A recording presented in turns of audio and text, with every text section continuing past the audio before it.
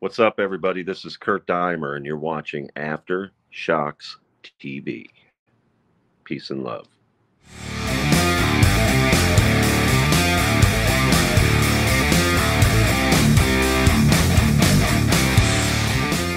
Yeah. All right, man. So let's get into our discussion here. One of our main discussions of this show, pretty much the main discussion, I should say.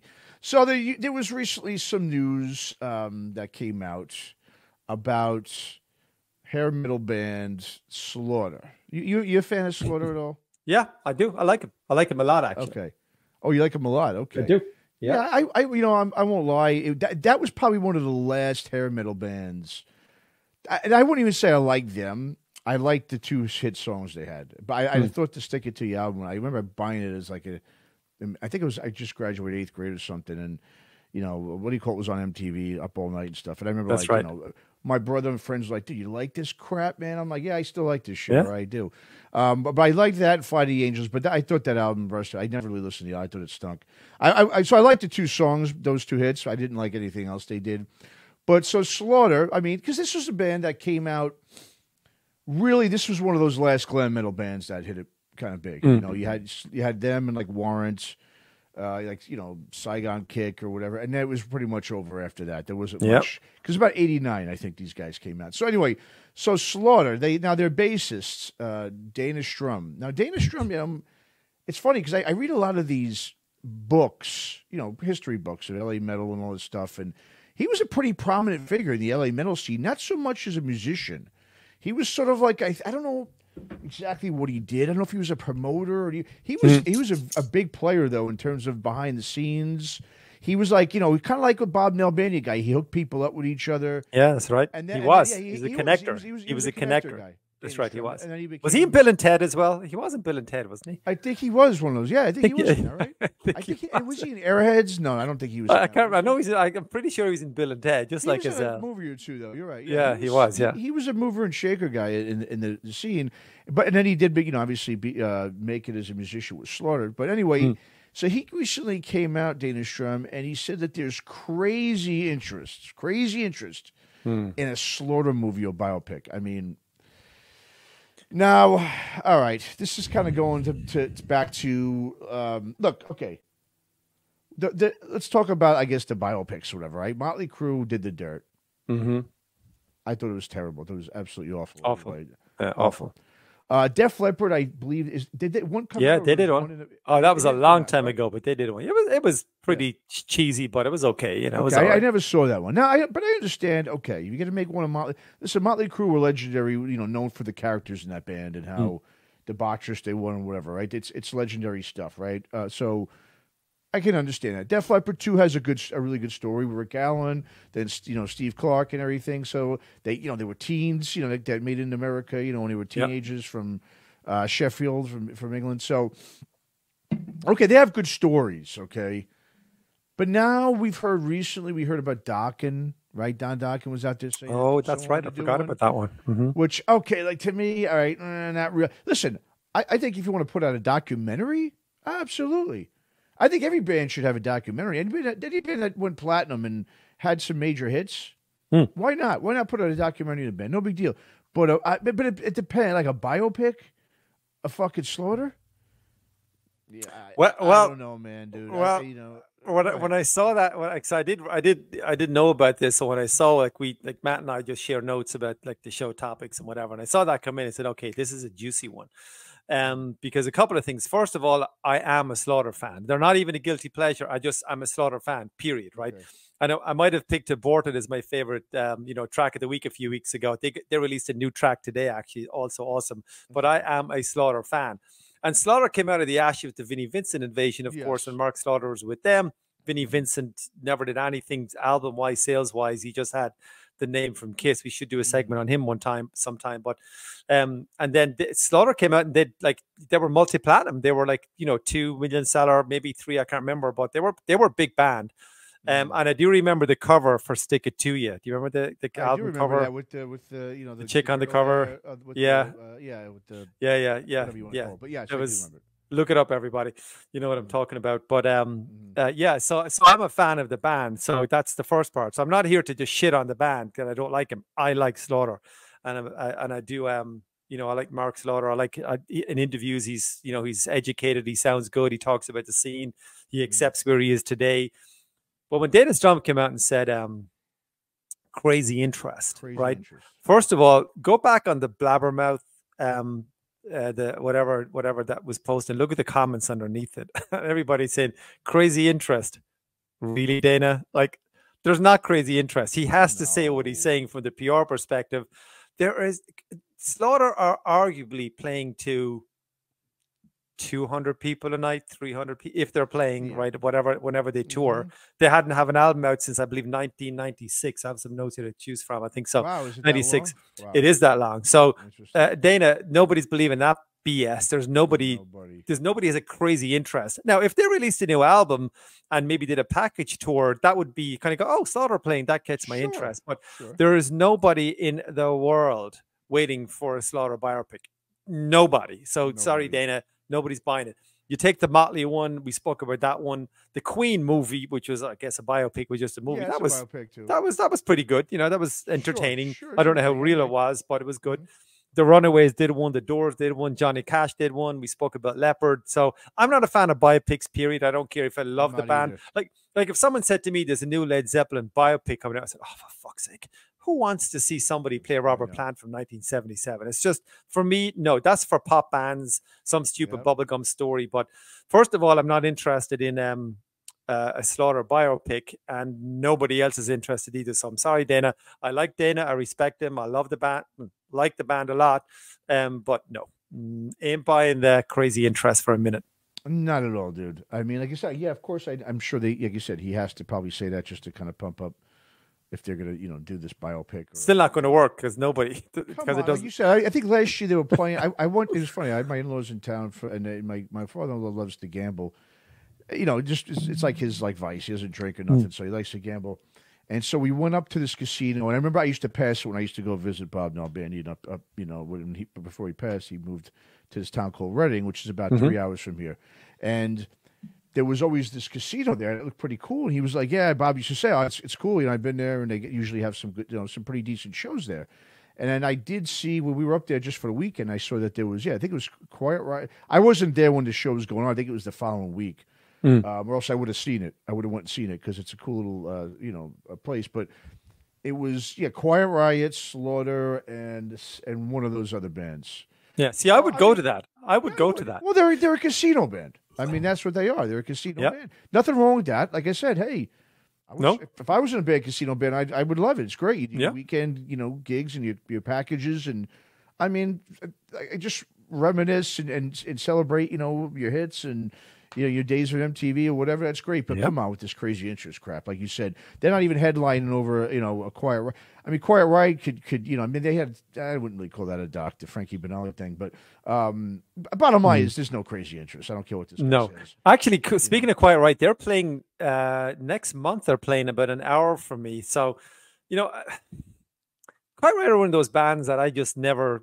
I appreciate what they did, and they were the first #1 metal album. They weren't a great band, dude. They were not. They were not. Half their songs were cover bands, but that album they released with Paul Chartino, Quiet Riot 3, is really, really good. But great production. I can't remember the producer. Was it David Prater? I can't remember, but whatever. But they're playing near me. I think next month. And first of all, get this. First of all, Quiet Riot today are Jizzy Pearl, Rudy Sarso, and I actually don't know the other two members. Johnny Kelly's in it. Oh, that's right, Johnny Kelly. Correct, New Jersey again.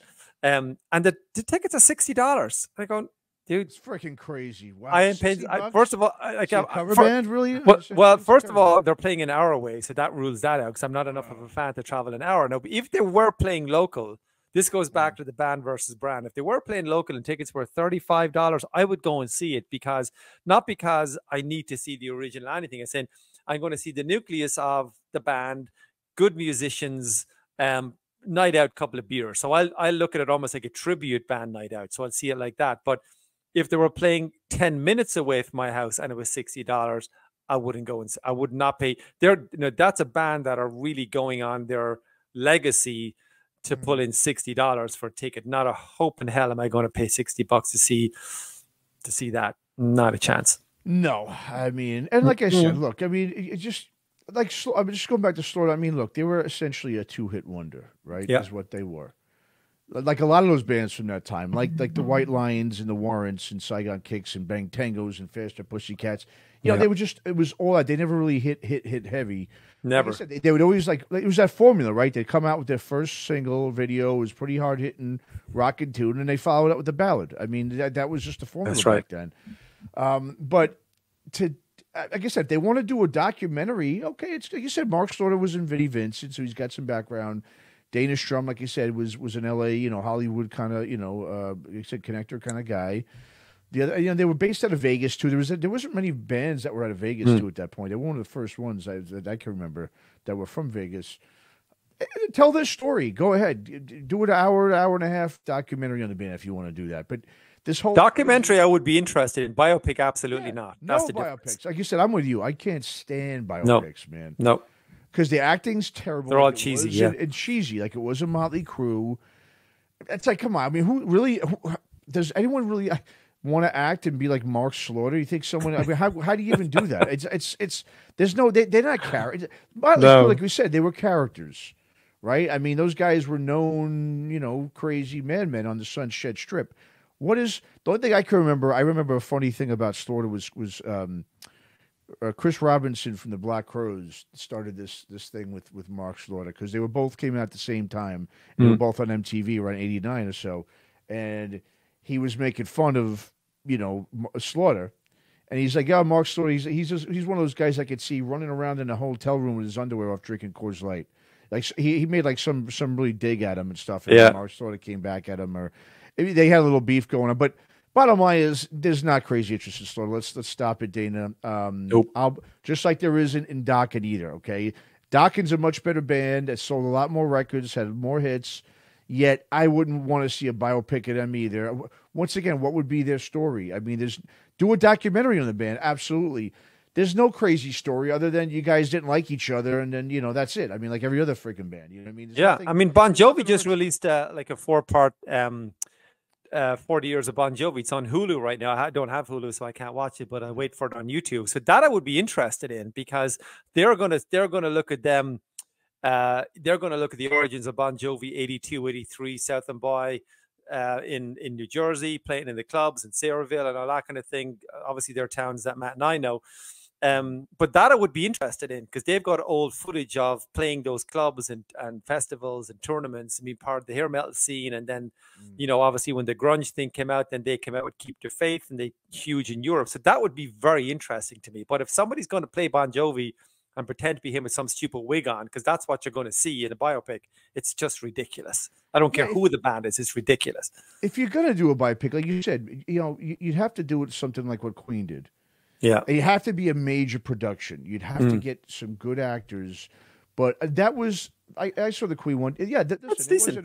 It was entertaining. Pretty good. I guess I don't know if the story. I don't really care. It's not my deal. If the band approved of it, okay, then I guess the story's real enough. But it was entertaining. They had good acting in it. You got to do it like that. Like I said, the Dirt was just terrible. Machine Gun This was Kelly. awful. I mean, come on, man. Like, but the Dirt is so bad. I'm going to go back. It's so bad. I'm going to go back and take another look at it. It's so bad. Like I saw it the first time. I know, but sometimes you got to go back and just because it's like so shit you can't like Sharknado. I know like what you're saying. Yeah, you can't not watch it. You know, because it's so bad. It's so bad. I know. Well, the thing is, I remember watching it. I watched it actually with Bob, but now Bandy in here, and I remember being. I felt kind of bad because I think it was just so bad, and I kept. I think he may have already seen it. I think he saw it once, and we just watched it again. But I was talking through it the whole time because of how bad it was. You know, we were having some beers. I'm just like, oh look, come on! I just and it's never right. The timelines are always off, and you know when the timelines are off when the touring was off or this album was released, and it's always wrong. But and then we as fans then get mad because we think we know our shit, and then something is off, and everyone's online going that didn't happen, and John Crabby never said that or whatever. So yeah. So Dana, God bless you, but not buying it. Well, not only that, you know, would you have? Look, everyone knows Tommy Lee, right? Let's just go through that just quickly. Tommy Lee. It's not like the guy was just sort of in the background and no one knew what he sounded like or looked like. Sure. You know, everyone knows what he's about. He was always in the press, you know, especially even in the 90s with the Pamela Anderson stuff. Even when Motley Crue really wasn't around or not doing much. Everyone knows Vince Neil, you know, his voice and his whatever. I mean, Mick Mars, okay, you know, he just the way he looked. A little less so, of, but you know, yeah. a little less than him. But and then Nikki Sixx obviously is a big guy. He's got a radio show for years. These guys have always been in front of the camera. You know, it's like if you took like Poison, it's the same thing. At least with Bret Michaels and Ricky Rocket, these guys were in this. You saw them. Like Queen's a little different, right? You know, Freddie Mercury was maybe the one guy you saw, but you didn't see too much of Brian May and Roger Taylor and Brian Deacon, no. You know, yeah. So you could just get some actors to play them. You would think that, but we already knew what the Motley Crue guys were like, and the people who played them, it was just god awful. Machine Gun Kelly playing Tom. That's your Tommy Lee. That's your actor. Come on, these biopics are dumb, and it's even dumber to think there's going to be one of Mark Slaughter and Dokken and so forth. And I'm surprised that Don Dokken and I'm guessing Don because he owns the name. I'm guessing, but like allowing being excited by this, like Don Dokken is getting excited, but and you can be absolutely damn sure that when the Slaughter one comes out, I'm going to watch it. When the Dokken one comes out, I'm going to watch it. And then it's going to get slaughtered, pardon the pun, online by everybody. There's nobody going to say, wow, they really captured the essence of the band. Nobody's going to say that. So why put out an inferior product, Don, in the first place when you know it's just going to get ripped to shreds? You released a good album recently. I think Don Dokken's new album is really, really good. The vocals, look, we get that. There's no point in going down that avenue, but it's a good album. Just keep going and do what you're doing. If that's your last one, then go out in a high. Don't release a good album and then release a shitty biopic a year from now and then get laughed at, because that's what's going to happen. Well, I think Don's got thick skin for one, and I think two, he does. I like Don. I think two. Look, if he really cared, he wouldn't be going out playing shows right now. So he don't care. Listen, if someone wants to come in or from a bar, listen. If you're in the shoes of a Dokken, I'm not buying the Slaughter. I'm just not buying it. I don't think there's crazy interest. I don't think there's people offering a lot of money for it. I can see some, Dokken. There are a lot of hardcore, Dokken fans, and so I could maybe see someone going, I really want to do one. Look, if someone came and said they're going to do it, and you're going to get paid a lot of money again. And also, look, you've got now, I mean, you know how it is. All these musicians like to think they're bigger than they really are. So in Don's world, in his mind, I'm sure he thinks he's as big as Motley Crue, even though they're not. So he wants to think never were. Never were, never will be. Never were. So I think if someone does come and offer him that, he's thinking like, well, yeah, I'll do it. Of course, Motley Crue did it. We're as big as them. Sure, yeah, we'll do it. I know. Like I said, I'm not saying if I was in that situation, I would say, no, don't do it. Like I was telling you before, right? There's no integrity anymore in entertainment. There's none. It's just whatever's going to pay up, then they'll then give it to me and go do what you want. So it's, So I mean.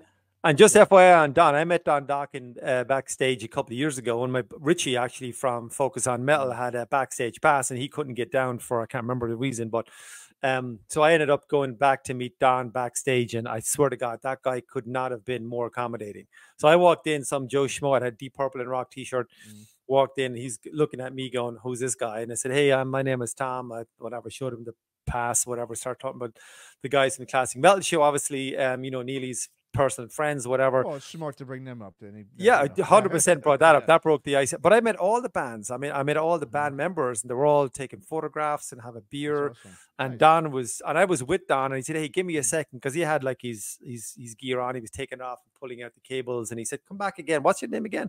We sat down for 10 minutes, gave me all the time I needed. I had a bit of shit to sign. So Don was I know Don gets some bad press sometimes, but the day I met him, he was just incredible. So tip of the hat to Mr. Dokken. Yeah, I would actually love to see a Dokken documentary. That would be great, and I hope someone does do that on the band. I'd be all over that. Like I said, I watch a documentary on any band, for the most part. I would say any band, but most bands, if they have a decent enough history, they put out a good song or two. Not even really a great album, but if they have if they're one or two hit wonder and they have a decent album and they have some, decent story to them, I would love to see any documentary. Yeah, it doesn't have to be about metal either. I like just watching rock docs or just, just bands in general that were popular. I watched the Robbie Williams documentary on Netflix a couple of weeks ago, and I have zero interest in Robbie Williams' music, but he's got a fascinating backstory as a young kid, growing up in one of these boy bands, and he had huge addiction problems, and he's still kind of fucked up today, to be honest. But he's an honest guy. He opens it up. He just says they look back on interviews with him when he was like 16 or 17, and he was playing in Wembley Arena and shit. Wow. And then he'd stop on his face and he says, "Look at my face right there." He said, "You can just see the trepidation in his eyes." He was analyzing himself 30 years in the future. So zero interest in him, to be honest, and zero interest in the band. But the documentary was fascinating. So yeah, but to your point, if it's a good George Michael was another good one. I kind of like it a bit of George Michael stuff. Sure, that was actually quite good. So if everybody likes his story, you don't have to be a rock or metal story. We just prefer if it was, but if it's not, then if it's good, it's good. Hey, that's what streaming is for. If you don't like it, you go, we're done. Exactly. You just turn it off. That's the good thing about it. Exactly. You don't have to go out and invest money. Nope. A lot of money into have this. No, the days of buying VHS videos, or then it went to CDs, or DVDs, like spending $25 or whatever. No, those days are just in the past. They're pretty much done. I know. Yeah. I mean, yeah, for better or for worse, exactly.